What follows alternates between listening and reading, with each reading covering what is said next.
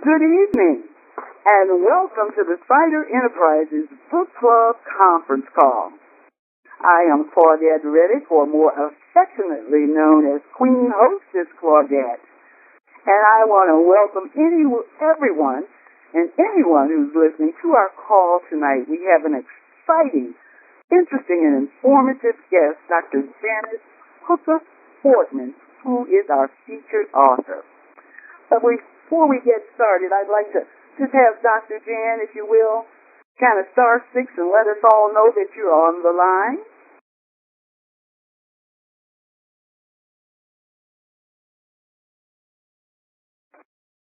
Can you hear me, Dr. Jan? Star 6.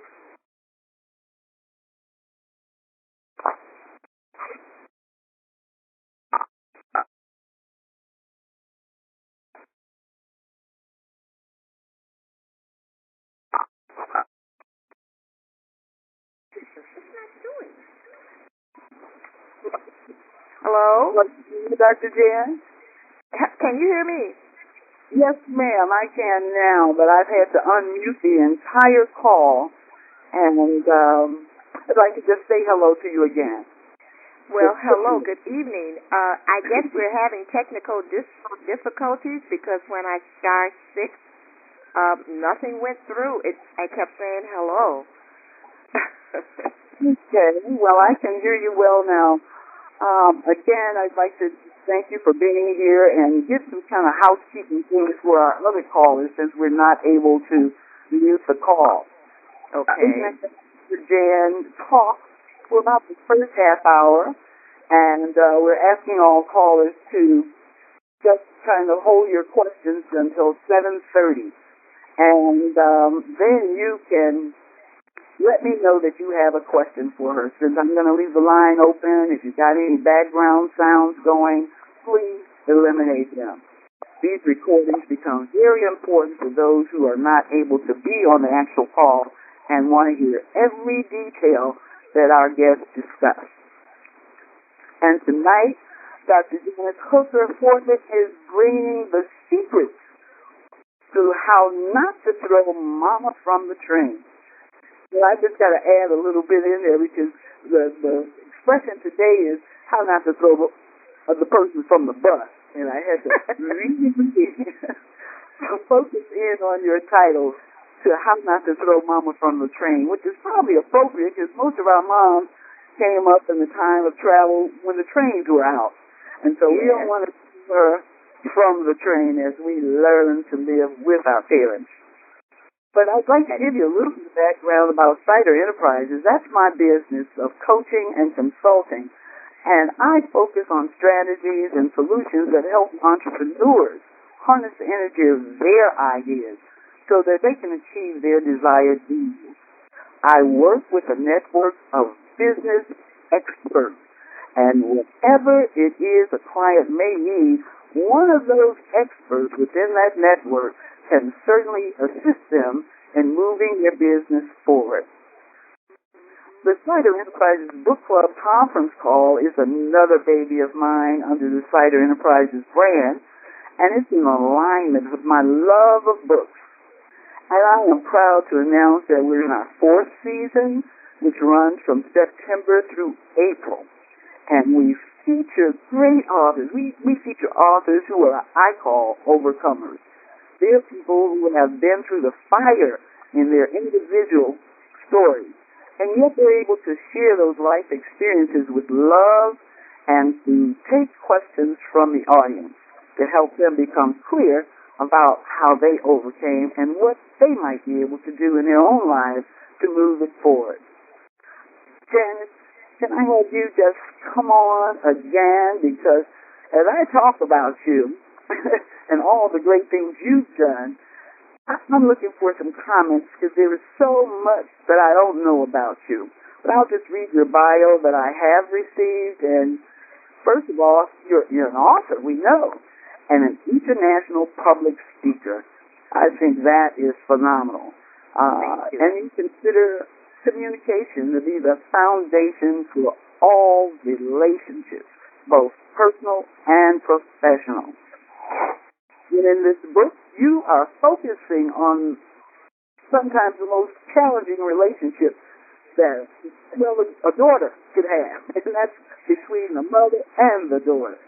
And particularly for aging mothers, daughters who are in charge of the care of those mothers. And the communication patterns that come out of those relationships that cause difficulty. And so your book offers an opportunity to visit your workshops, to receive advice. You have solutions, and you've helped many women to resolve conflicts in this complicated and dynamic relationship. Would you be kind enough to tell us, perhaps when your career began working on these communications between the mother and the daughter? Well, I'll tell you why I decided to write the book. And that's because I am an adult daughter with an aging mother. And often, as women, we feel that if we complain about the relationship with our mothers, that we are communicating disrespect or ungratefulness. But that's not true.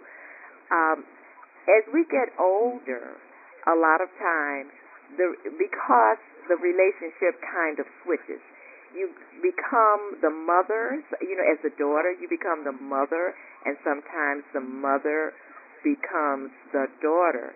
And communication gets a little complicated. I like to say that the relationship becomes something like a roller coaster.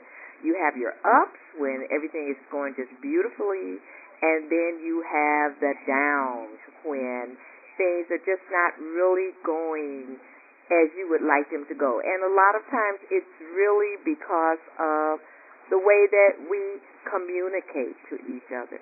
So I just decided to write this book because my relationship with my mother, as she got older, seemed to change. And as I talked with different women, I found out that I wasn't alone, that they were also asking questions. Why is it that our relationship was so wonderful and all of a sudden there's tension, or even more tension than it was than it has been in a relationship? And so that's really kind of the background to why I decided to write this book. I feel that God puts you in situations for reasons. And I felt that I'm in this situation so that I can help other women to be able to communicate more effectively with their mothers. Well, I thank you personally. I, too, have my mother here to be concerned with and involved with on a daily basis. And as you said, those relationships can be really complicated.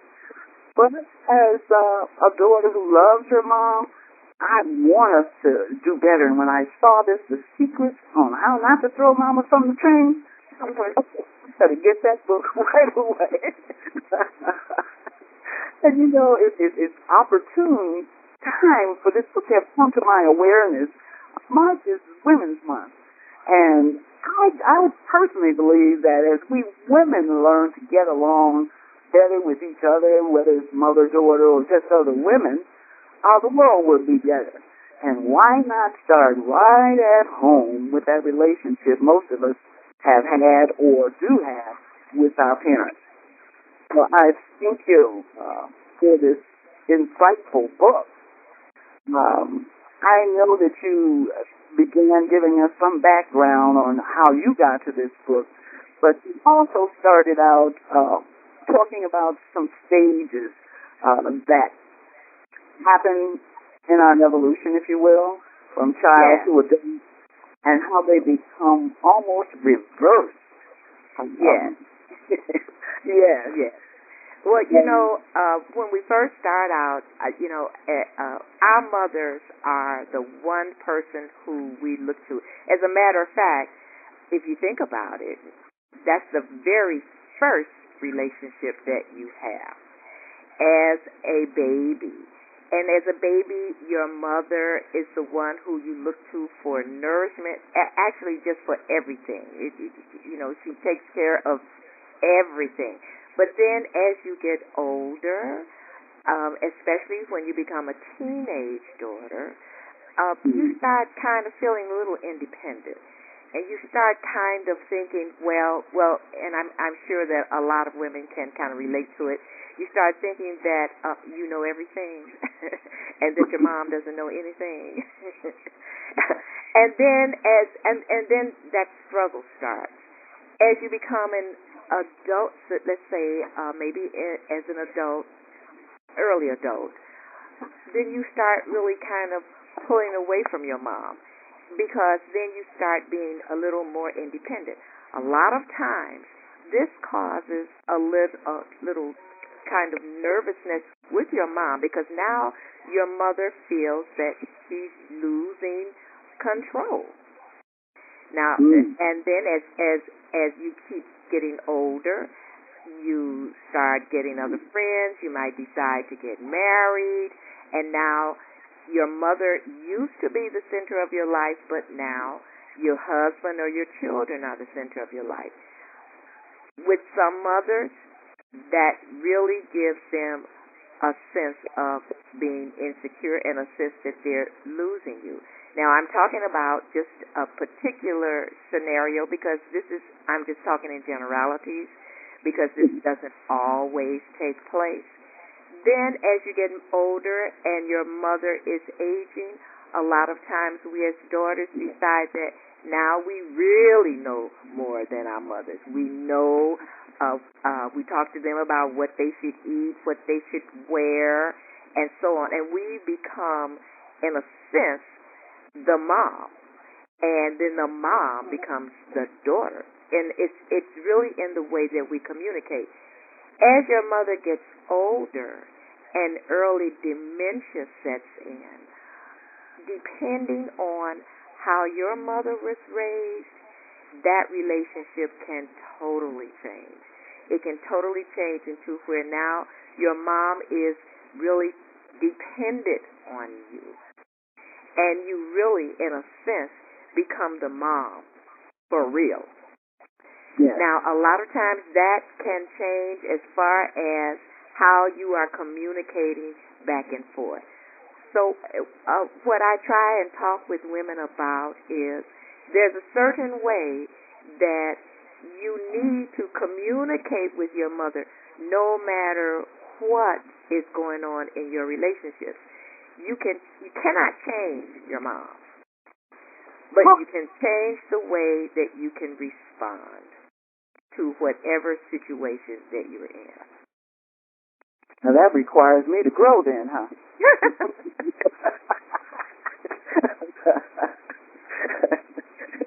And you know, mothers know everything, so if I become the mother, why do I need to change? Why won't she change? Can I change your mom? But you can change the way that you respond to them. And there's a chapter in my book, and the title of that chapter is Do You Know Your Mother? Do you really know your mother? Do you know how she was raised? Do you know what her inner thoughts are? Do you know why she responds to certain situations in a certain way? And a lot of times, if we really sit down and talk with our mothers about, you know, how were you raised? So what did your mother tell you? What did your mother tell you to do or not to do? How did she communicate? Then after that, if we really sit down and have that conversation, we can really see this is where my mom is coming from. If my mom is a clean freak and she wants me to be one and maybe I'm not one, and you think, oh God, you know, why is this important to her? Look back. Maybe that was the way that she was raised. So, I mean, that's, you know, kind of a soft kind of scenario. But you can even take it to moms who use corporal punishment. If that was the way your mother was raised, but you disagree with her, look back and say, okay, this is why she uses corporal punishment.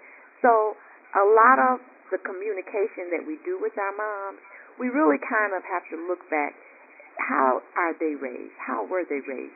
Do we really know who they are? When we're little, mother is just mother. But as we get older, then we find out they're just as complicated as we are. You have a paragraph in there about criticism, and mothers give their daughters criticism or vice versa. It's to show how much they care about and love them. It's a level of attention and focus on detail. And that's exactly a great description to me of what it is. It's that level of attention and focus on detail. She feels you belong to her, and you feel she belongs to you. And so oftentimes you might say things that are not received the way you intended them, and it can be frustrating. Yes, and it's I like to term it as mother talks, daughter hears, or daughter talks and mother hears. And it's an example I like to use is your mom can say to you, well, I really like it. I really like your hair. I like that haircut. It really looks nice on you. But what are you hearing? Oh, you didn't like my other hairstyle, or you didn't like my hair long, or you can say to your mom, oh, Mom, that dress you have on today really looks nice on you. And she might hear, well, you didn't like the dress I had on yesterday. I didn't push a button. You want me to give you the number? Okay. There's someone who is speaking. In the background. Yes. You're not muted, caller.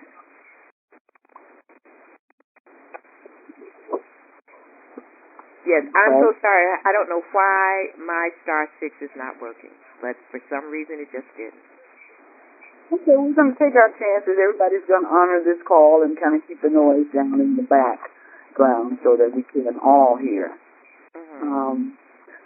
When you were sharing, have you ever sat down with your mother and asked her about her life? Yes. I can certainly say I have not just sat down and asked for the story. I felt most of my life she was telling me the story in her actions and in her comments, too. But what I am, as an adult, trying to change is like you said, the response to that. I've got to hear with a different ear. And you talk about the kinds of conversations that we may hear, a destructive conversation, a constructive conversation, or avoidant conflict conversation.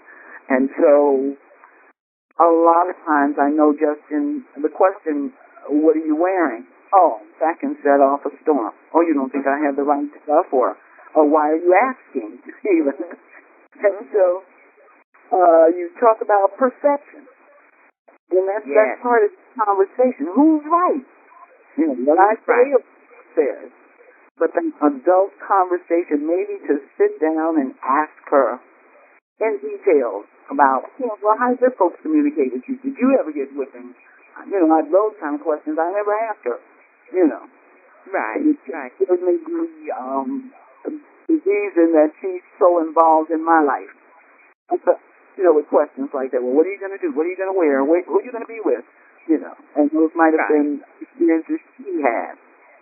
Exactly. And it can even, I've talked to several women. As a matter of fact, I did a survey of about 50 anonymous women, and I asked different questions. And then I just, would talk to different acquaintances or women that I would meet, and I'd let them know that I was thinking about writing a book, and I would talk about different things, and even to the point where some of the women would tell me, well, I don't think that my mother thinks I'm raising my children right. And I'd say, well, why do you say that? Well, she tells me I should do this with them, or I should dress them a certain way, or they should go to bed at a certain time. And I say, well, now how are you looking at that? Well, I'm looking at it as criticism. And I tell them, well, don't look at it as criticism. Look at it as the suggestion from your mother and the fact that she feels that she's trying to make it easier for you. Don't look at it as a negative thing. Look at it as a positive thing. And as far as I'm concerned, and I think you can tell by the book, from reading the book, that it's up to the daughter and not the mother to make sure that the relationship is on an even keel and that it remains a loving relationship, a loving and a respectful relationship. Can you tell me why you think it's on the daughter to assume this role? Remember what I said. You can't change your mother, but you can change the way you respond to your mother. That's very important, Claudette. Hear that again. You can't change your mother, but you can change how you respond. Yes. Yes. Yes. Like that. And the examples you've given in the book, some things that may happen just naturally, but you have to learn to change that. You mentioned an episode that just kind of blew up out of an unfounded accusation, I'll call it. And then there was an explosion, a litany of past certain experiences that came. So you're saying that we have to de-escalate those threats and ultimatums in our behavior. Yes. Okay. Exactly. You are the catalyst. As the daughter, you are the catalyst as far as how that relationship, how you maintain that relationship with your mother. As I said, you really need to know who your mother is, and a lot of times that's difficult, especially if your mom has come from, I would say, a negative background. And a lot of times you find that it's difficult for your mother to talk about it. But if you really sit down with your mother and just ask her, Mom, I just really want to know who you are, so that I can know who I am. Oh. And most of the time, depending, like I say, I speak in generalities because, you just can't say that this is for everyone. But most of the time, your mother really will sit down with you, and you really will get an insight on a lot of things. The way she speaks to you, the way she responds to you, the way she responds to other people, the way she might respond to your husband, the way she might respond to your children. Sit down, get to know who your mother is. That is one of the I would say that's the number one secret. That's the number one secret. It's kind of hard to begrudge a person once you know their story. The old adage of, just walk in my shoes one day. Exactly. Because I did not know for a long time how my mother was really raised. You just see your grandmother and your great-grandmother. I went all the way back to my great-grandmother. And some of the things shocked me. Some of the things surprised me. But it just really helped me to know this is why my mother responds a certain way, and this is why my mother reacts a certain way, and this is how or why my mother raised me a certain way. My mother raised me to be very independent, and looking back at her childhood, I could see why she wanted me to be very independent, because she was not allowed to be independent. really. Mhm. Mhm. And so, it helps you to, looking back, it helps you to understand, as I said before, who you are. Okay, a couple of key areas that might cause one to do some research and to study more because there's tension places. And I just want to quickly get to it before I get to the other part of care for the caregiver, and that's boundaries. Um, as a child, you have boundaries. You can't do this. You got to be back home. There are rules. Now, as an adult, caring for another adult, those boundaries can often just become, fireballs, if you will. I'm just curious about,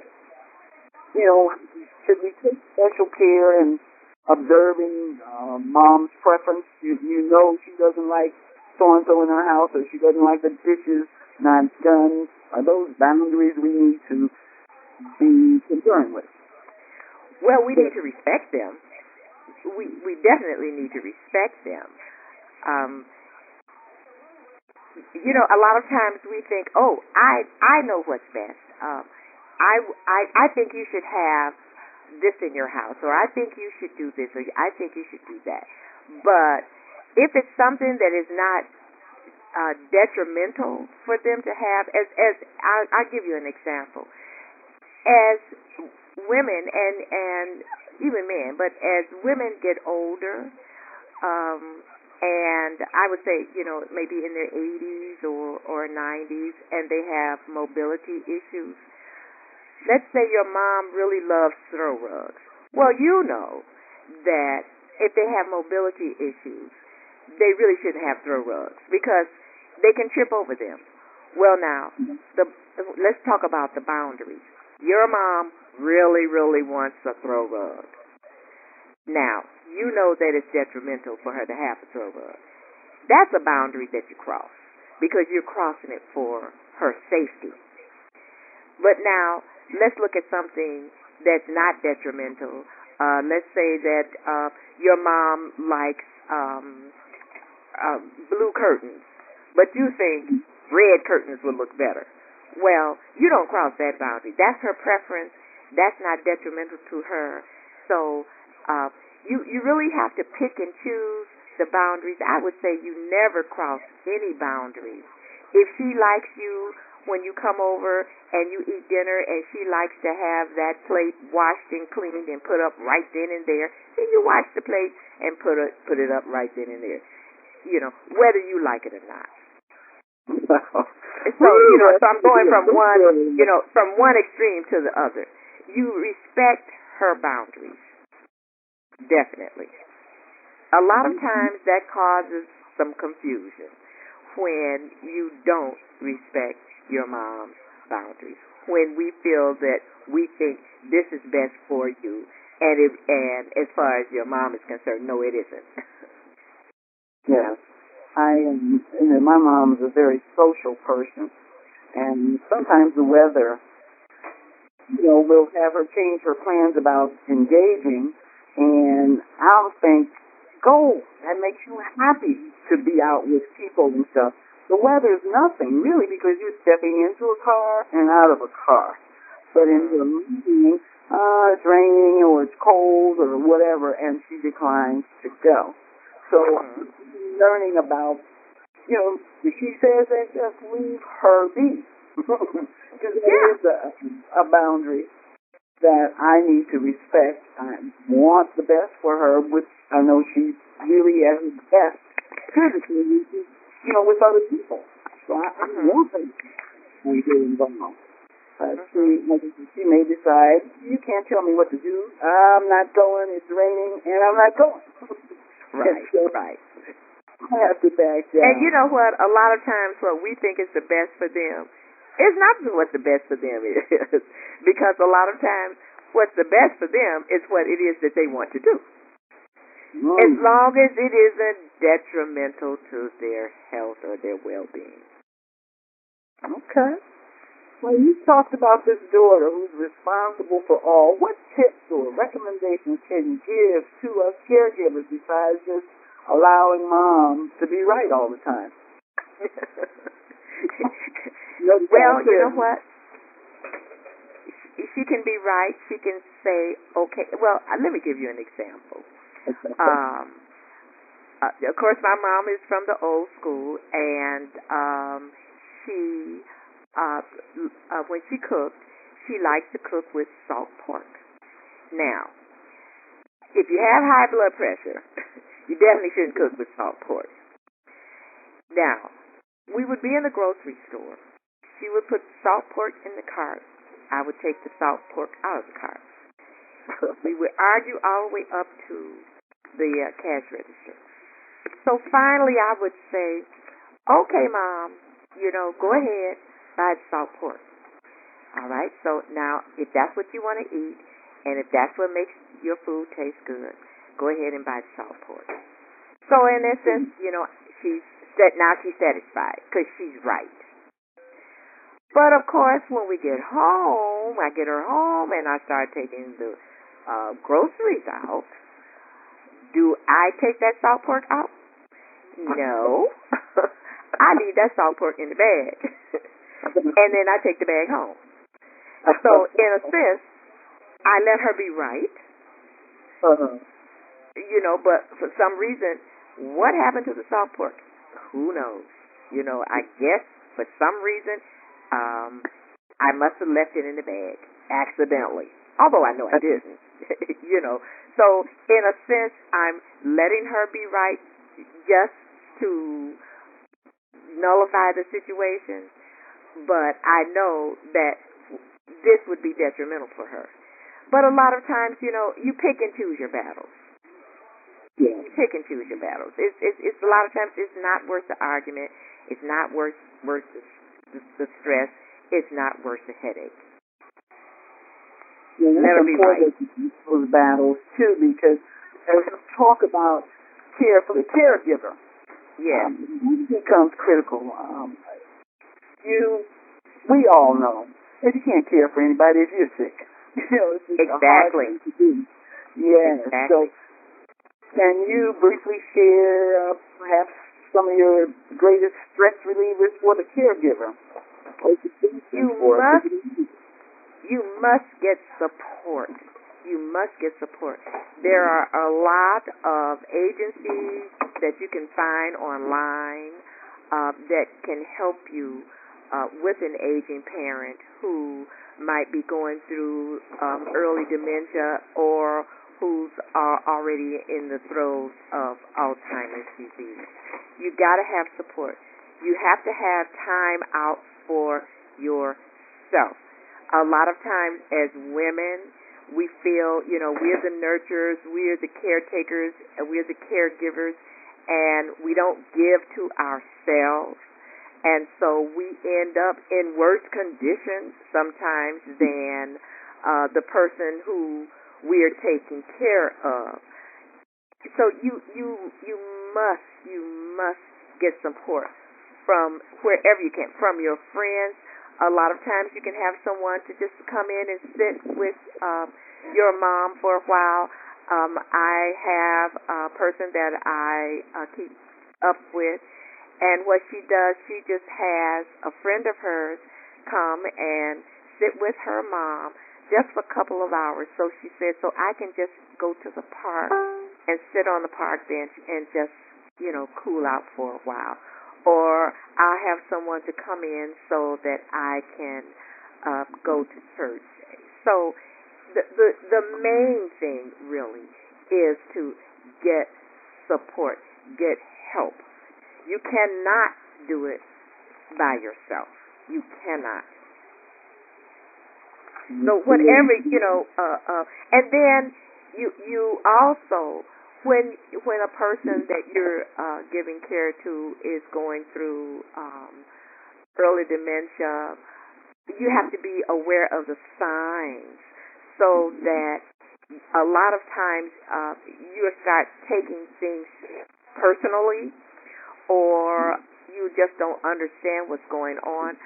I recommend everyone go to the Alzheimer's Association website, and it will give you a list of early signs of dementia.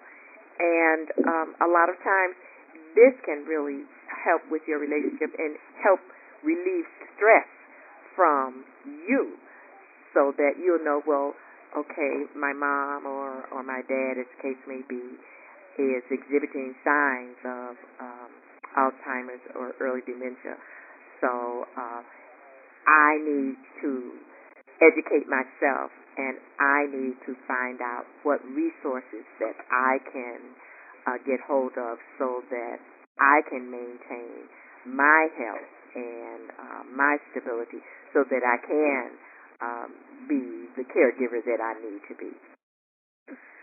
Great. You have a nice listing of things that the caregiver can do, and I think my favorite is crank up the tunes, get it moving, and the visualization, and finally, or probably that should be first, be grateful. You know, yes. Keep the attitude of gratitude. Excuse me. You can see the value that you have in your hands right before your face, in your presence, before you leave it. So, having had this kind of conversation, you're telling us a little bit about what we should look out. I'd like to open the line up to some callers. I guess you don't have to star 6 because it's not working. But if you have a question, we'd like to entertain it at this point in time. Hello? Yes, good evening. Good evening, Queen Hostess. I'm just waiting for this call. So, Dr. Janice, I want to say first, thank you for the book. Thank you for being here tonight. And 2 things that you spoke on that has really, resonated with me. And the one thing is, you can't change your mother. So acceptance has been an issue with me for a long, long time. And so, reminding me that I need to move into acceptance, because she's not going to change. So it's on me, like you said. So I'm still working with that. The other thing is with loving, responding, the response thing. And this is where my question is going to come in at. But when you added on the respectful part to the loving, because I love my mother, and she, just to give you a little background, she had a stroke 3 years ago, and it affected her memory and her language, but she knows what she want to say, but it doesn't always come out, and then she gets frustrated with me because I don't always know what she's talking about. So, and then she's not always respectful and loving to me. That she cusses me out a lot. So my question on that is, how do you respond? Like, what are some of your suggestions on being able to respond that way when you're triggered?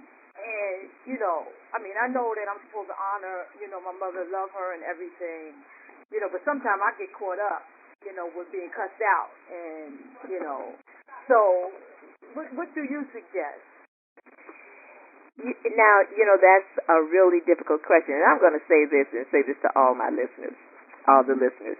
Every now and then, I have to read my book myself.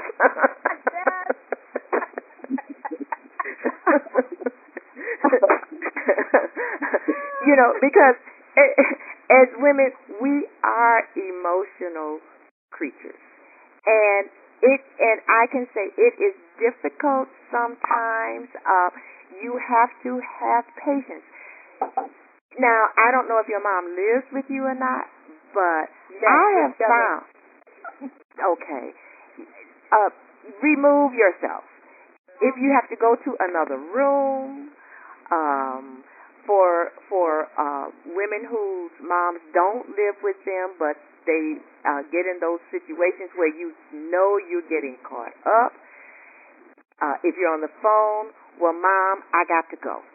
I'll talk to you tomorrow. Hang up the phone. If you're in their presence, if you don't live with them and you're visiting them, Mom, I've got to go. Give them a kiss, leave. as far with you, with your mom living with you, go to another room. Even if you have to say, Mom, I got to go to the bathroom, and leave. You know what I mean? And because, yes, we will get caught up, and we don't want to say things that we regret and, and disrespect our mothers. And, if you think about, like you said, your mother had a stroke, and she's angry, and she gets frustrated. Yes. And she takes it out on you. Yes. and it's hard. I'm not going to say it's easy. It's hard to be the bigger person. But what works for me is that I either hang up the phone or I just leave her presence until I feel that I can calm down. That's my advice. Mm-hmm. Is that something that's feasible for you? No, I do it. It's just that, as time goes on, her condition is getting worse. Like I have people come in to help, right? But she still only wants me. You know what I mean? And yes. At night and stuff, it's like she'll call me. It could be 2 o'clock, 3 o'clock in the morning, and she's yelling upstairs, "You there? You there?"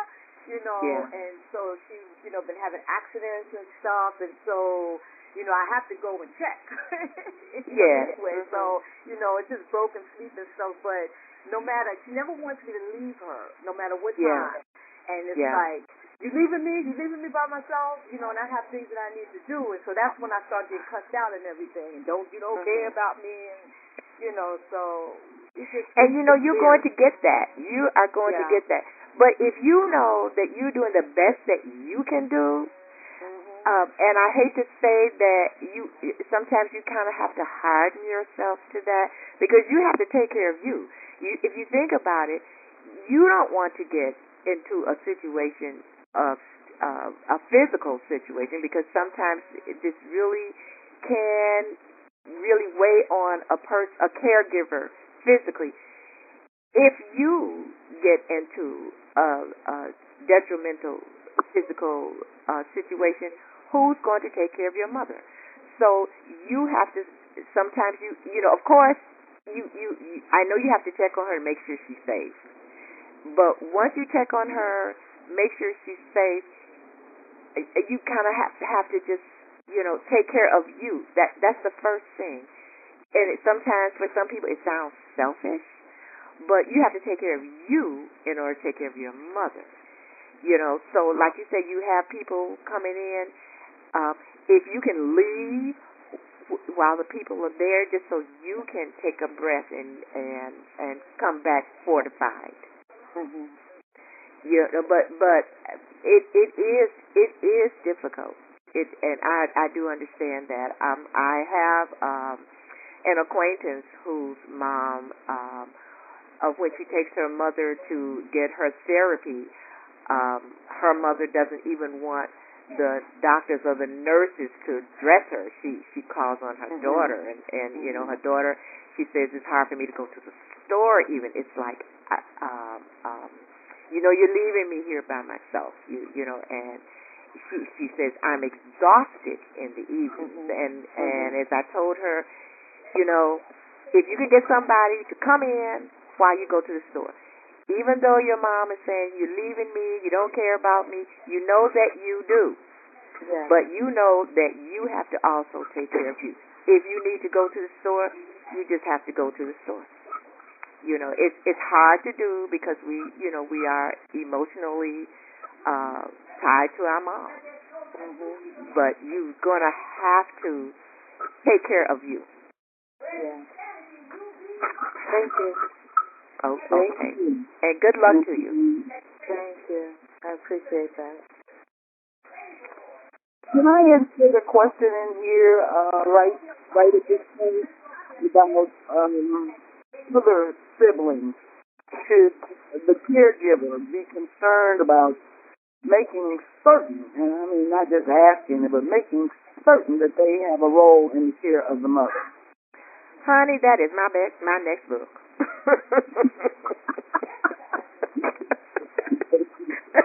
that is my next book. Even when there are more than one child in the family, there is always the one who takes care of the mom or the dad. It's difficult sometimes to get siblings involved. It's difficult. Also, on the other side of it, there's the siblings that don't want to do anything, but they want to tell you what to do. and that's a difficult situation to solve. To me, it's who really cares about mom? Who really cares to put the time in?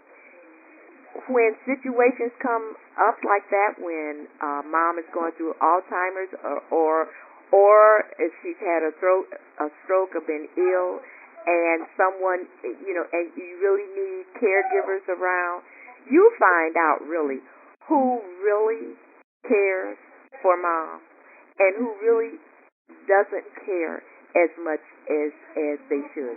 You always think that, sons and daughters, they should care about their moms, and they should care enough to be able, to donate their time, to put time in, but it's just not, it doesn't always happen.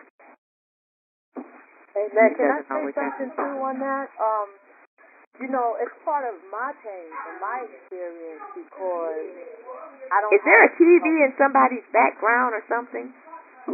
That sounds like Joy's house. I'm hearing her dogs and people. But people can mute their phone even if they don't start sick. They can push the mute button so we don't. Right, they can mute their phone because we're hearing background.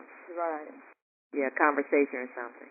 Go ahead. Right. I'm sorry. But because it not only translates for me that you don't care enough for her, but I feel like you don't care enough about me either. That, correct. Because it's just me, and I had to get on high blood pressure pills and stuff since this stroke thing happened. You know what I mean? And and they know because I have like a net cam and like I have little video clips of how to do at night and stuff, and I showed my sister and my niece. When they came over here a few months ago, but just in the 3 years, I've seen them maybe twice. Okay. And so for me, it makes me feel like not only don't you care for her, but you don't care about me because, I'm going through. And we are you. It's painful, but thank God for Jesus is all I can say. It's great. And you're correct, correct in that they don't care enough about your mom, and they don't care enough about you. And it's a selfishness in that. A lot of times they'll donate money, but they don't want to donate time.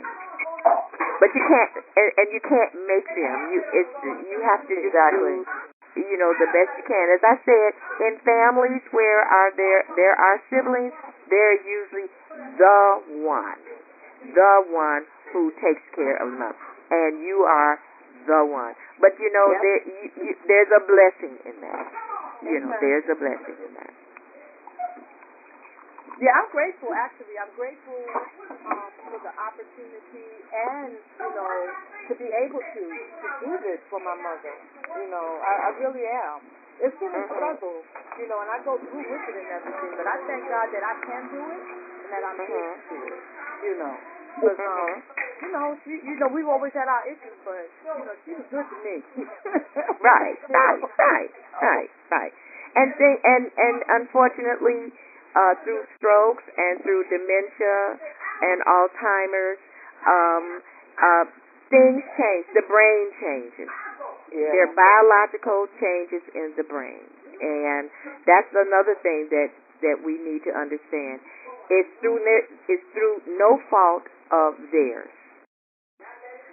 And it's just something that we just try to deal with as far as ourselves and trying to do things that are less stressful for us. But you mentioned that you were on high blood pressure medication, if you can take the time sometimes to go get a massage, or something that you really like to do that's relaxing to you.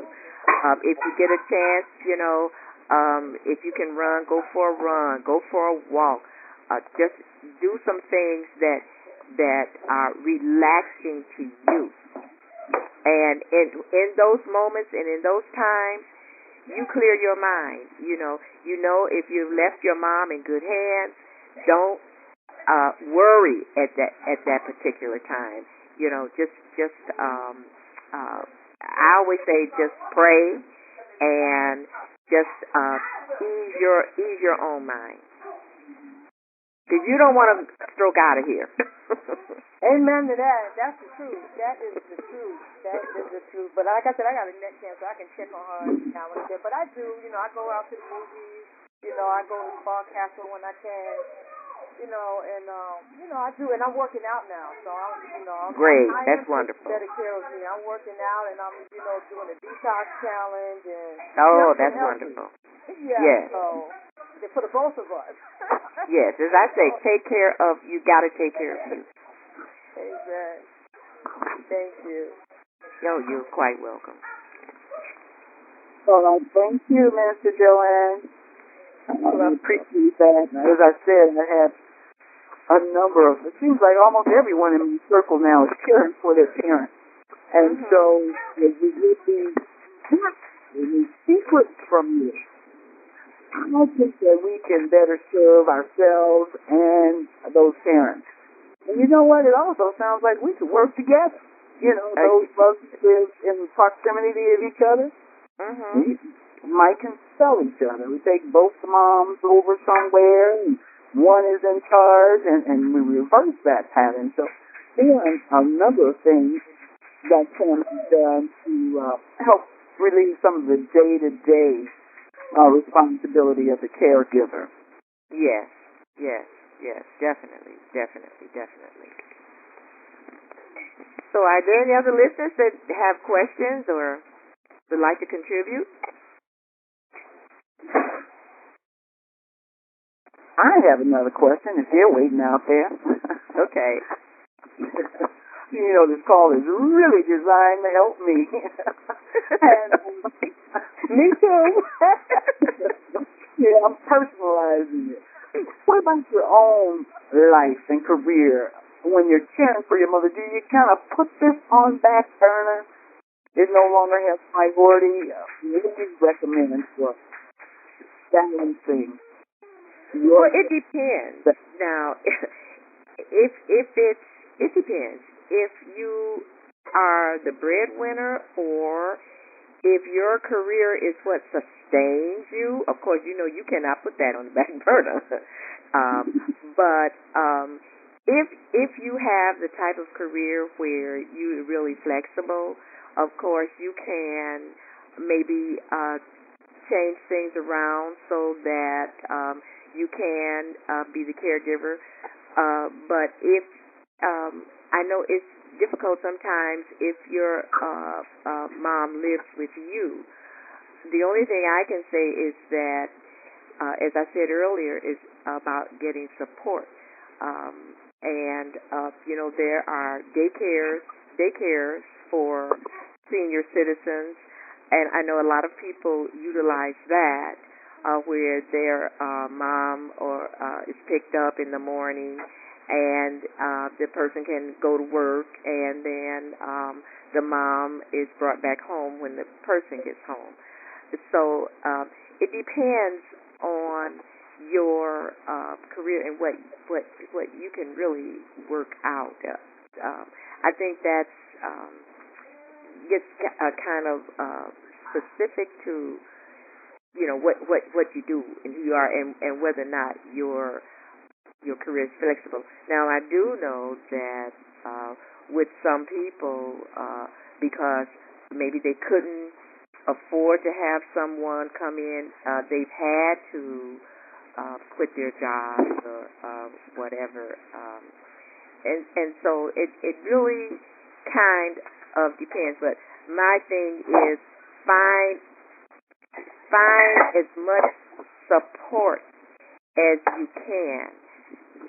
I have some statistics in my book that a lot of women have to decrease their working hours, and hopefully you are, if you're on a 9 to 5, that you can make some arrangements. Sometimes some women leave, go home for lunch, and are able to at any rate, and check up on their moms with the caretaker or whatever. But it really depends. It really depends. I know some women have had to quit their jobs in order to be a caregiver, and that's really in a really difficult situation. I think a lot of it really depends on economics. You know, if you can't afford to quit your job, you cannot quit your job. You just have to find some alternative, some way to get that support for your mom, for your parents. Mm-hmm. I have another question. Dr. Hooker-Fortman, Sure. I have a question. No, let somebody else go. Go ahead. Dr. Hooker-Fortman? Yes, I'm here. Okay, this is Felicia Mungo out of Charlotte, North Carolina. Okay. And I have a question. You talked about relationships. I don't know if it's going to be in your next book, but the question is, you know how if you're the one that's taking care of your parents or your mother, what kind of recommendations do you give in order to restore those relationships that are broken between the siblings because of that one that's, taking on the role of taking care of the parents? Like, do you offer? I told you that is, as I said, that is my next book. but there are some things you can do. You can try and call a family meeting, and the family meeting. If you are the one, the family meeting should take on. A lot of times, you might need a person there who has no dog in the fight, so to speak, so that they can facilitate the meeting and lay out, these are the issues that are coming forth as far as taking care of mom. There are things that mom needs, and lay out the difficulties that you're having and how they can help. And even if, let's say, a lot of times siblings live in different states or whatever, but what can you do? What can you do to help this situation? So I would suggest a family meeting.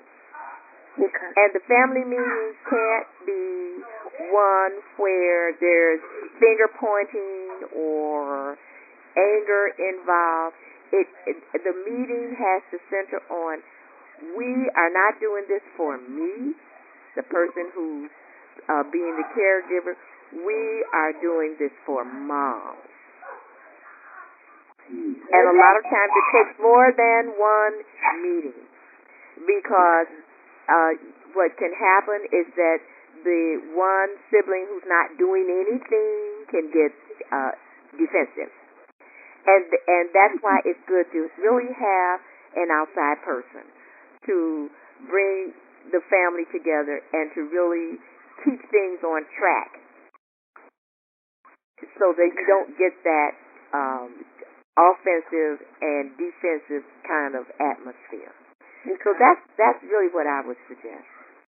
No, I thank you for your response, and I thank you for all your contributions. I mean, we are long overdue for information like this. This is something that usually is brought out in this type of forum. It's, in the halls and the door closed, and nobody's really sharing all this information. So thank you. And I look forward to hearing more from you. Well, thank you very much. Buy my book. Yes, thank you, Janice. You want to tell them how they can get that book? If they don't already have the secrets to how not to throw mama from the train, where can they go to get this book? Where can they purchase that? You can get the ebook on Amazon.com. Just type in the secrets to how not to throw mama from the train. And if you like some people like to turn pages, then go to drjanicespeaks.com. That's www.drjanicespeaks.com. And you can order the book from my website, and I will send you the book with a signed copy. Thank you. Do you have a Facebook page or any of that stuff out there they can go on and like? Yes, you can go on my Facebook page. That would be Janice Hooker-Fortman. Well, go to J.H. Fortman and Associates. That's the one, the personal page, and then the company page is J.H. Fortman Associates. I'm also on LinkedIn. So you can go to linkedin.com and type in Janice Hooker-Fortman. Also, I'd like to say, for those who are in the Chicago area, I'm doing a workshop on adult daughters and aging mothers on March 22nd from 9 a.m. to 11:30. It is a breakfast workshop, which includes breakfast and a raffle and some door prizes, and it will be at the Kroc Center, and that's 1250 West 119th Street in Chicago, Illinois. Do you charge for this event? The breakfast? Yes, it is $25. And you get a delicious breakfast and some excellent information. And it's a very interactive workshop. This is the third in a series of workshops. And you come, you get tips, and you give tips. It has been very successful. I get a lot of good feedback from daughters and mothers who have taken the information and have improved greatly their relationships. So both mother and daughter can come to this breakfast? Oh, yes, mothers and daughters. And I do a breakout group. I put them in groups, but I don't put the mothers and the daughters in the same groups. And then what we do, each group takes on a particular issue and discuss the issue, give information, give tips. We report back, and it has really worked. We talk about the way you communicate back and forth, and it's an eye opener for daughters and an eye opener for mothers. Well, I thank you, Dr. Janice. It's been wonderful having you here, and I'm going to be promoting that workshop. As I said, I know quite a few women who have the care of their parents, and they're wondering, what's my next step? How do I have a life, too, and yet make sure mother is well cared for? So we appreciate all these secrets you've shared with us tonight, and I do look forward to that next book. I'm sure and I thank you so much, and I really hope that for your listeners that I have really been able to help them, because that's really what I'm about, because it's very important that we maintain good relationships with our moms. And if they would like to email me, they can email me at Jan4Now, that's JAN 4 now at Comcast.net. Thank you. Thank you. I urge all of you callers to get that book. So when you contact her, you can have your questions ready for her if you need further help in communicating successfully and lovingly with your parent who you are caring for. Can I get that email again? JAN 4 NOW at Comcast.net, and that's Jan4Now at Comcast.net. Okay. And I do have another question for you. Okay. Emailing you. Do you have time, Dr. Jen? I know I assured you we would do this 1 hour, but do you have time for another question or something? Sure. Okay. So my question is that my mom, she lost a lot of dependence and control. So she exercises that over her eating and not going to certain things. So I haven't gotten her to go to the doctor, and it's been over a year. I did get her to go to the dentist once, but she never went back for the follow-up. I'll make all the appointments, and then when it comes time to go, I don't feel good. I don't feel like it. So, and then even with eating and stuff, I'm like, whatever you want me to get, Mommy, I'll get it. Just tell me, but she's tired of eating the same things and stuff. So my question is around the communication. Is there any ways that I could communicate differently with her to, help her to not be so resistant to doing things that are, really for her good? The suggestion that I have is she's probably feeling, like you're trying to force her, but turn around to you and that, Mom, I'm just so concerned. I don't want to lose you. Put it where it's something that she would be, how can I put this? Taken away from you. You know what I mean? Okay. Yeah. And in other words, I want you here as long as I can. I don't know what I would do without you.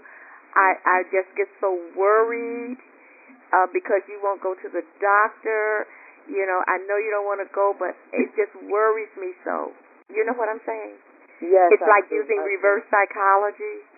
Yeah. Yeah. Okay, and keep doing it.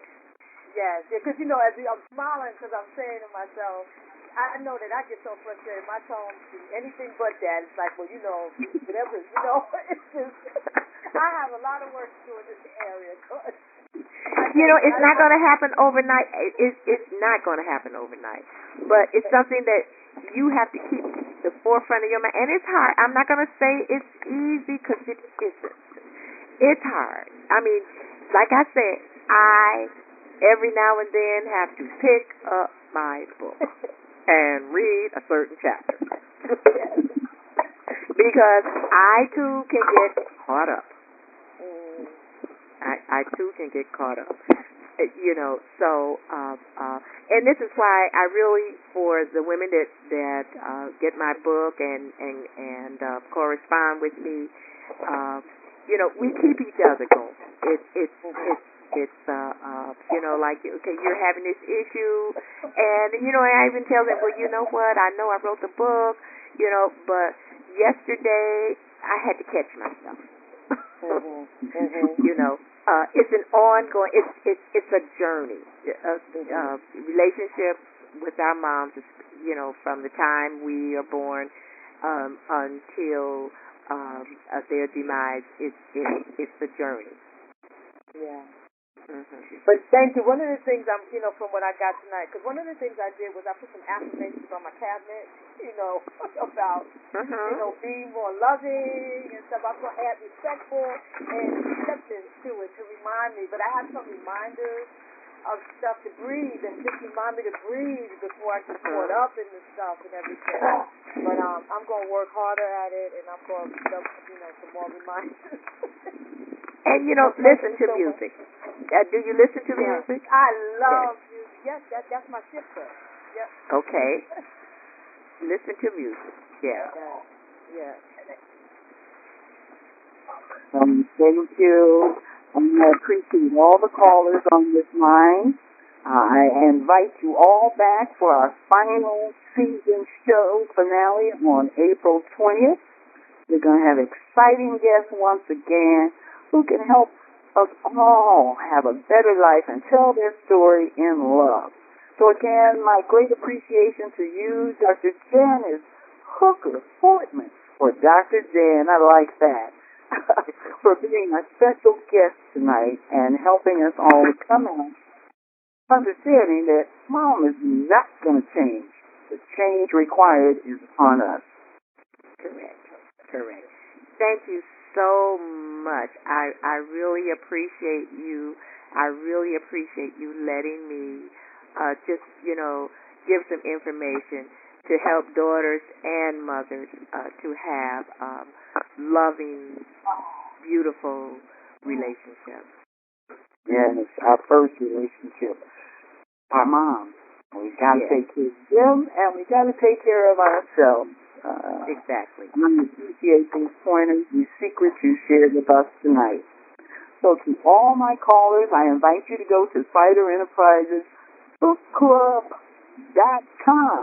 If you're an author and you'd like to have your book featured on the show, I also encourage you to go to the Facebook page, Cider Enterprises Book Club, and Claudette Redic, and like us.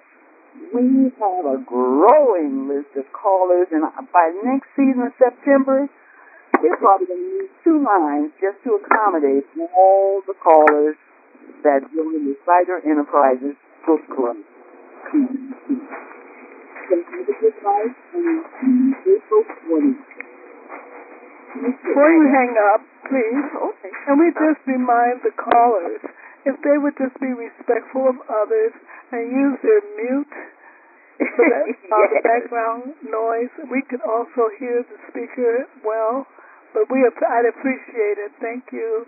And I have enjoyed the insightful message and information that you've shared. Thank you, Claudette. Thank you.